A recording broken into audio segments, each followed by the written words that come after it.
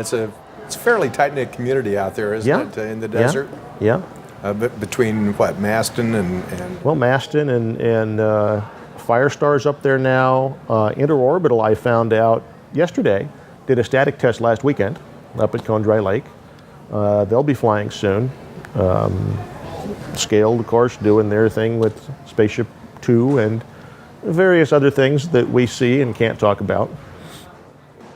You know, we keep a copy of Jane's by the flight line door. Scaled's 4 buildings down. It doesn't always help. You see, this airplane is like, it's not in here. Nobody's ever seen this before. What is it? It looks like this and it looks like that, and oh, we can't talk about that. It's frustrating but fun at the same time.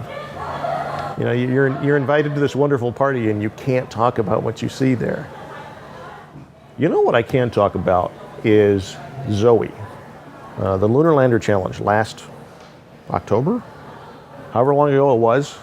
We have a time warp in Mojave. I don't always know what year it is. But I was the X-Prize and then the airport appointed safety officer for Maston Space Systems for the Lunar Lander Challenge flights. The same thing I did for Armadillo back in like 2006, I think. And boy, was that a story. There's drama there that people don't know about. And the highlight, the people know about it, but they don't really appreciate it. You know, they go up, it's I think their third day flying, third day they were supposed to be flying. First day they didn't get any flying done at all.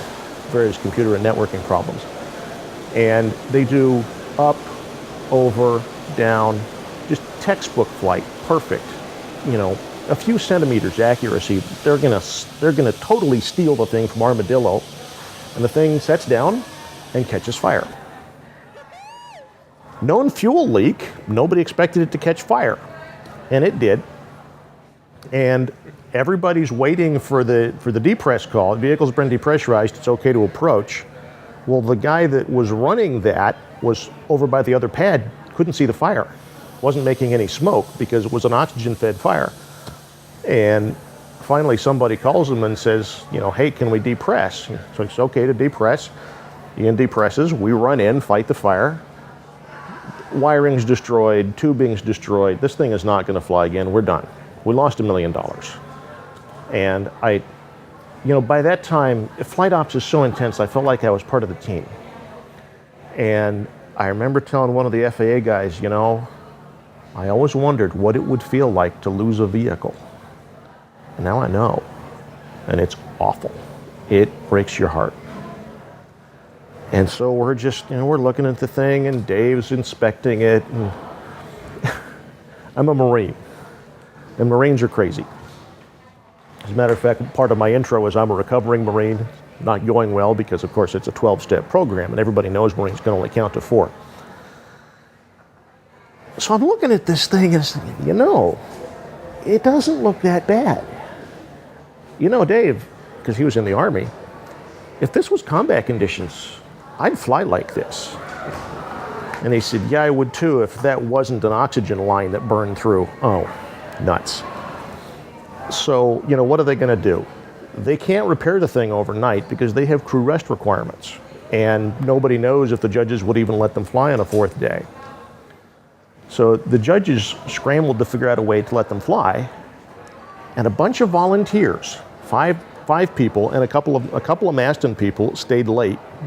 You know, they didn't exceed crew rest requirements, but they bumped up against them. You know, stayed until like 9 and didn't come back until 6. The people that did all the repair work were volunteers. They were not paid. Some of them were Maston's former competitors. Bob Steinke up in Wyoming with Speed Up, former LLC competitor. He helped repair Zoe.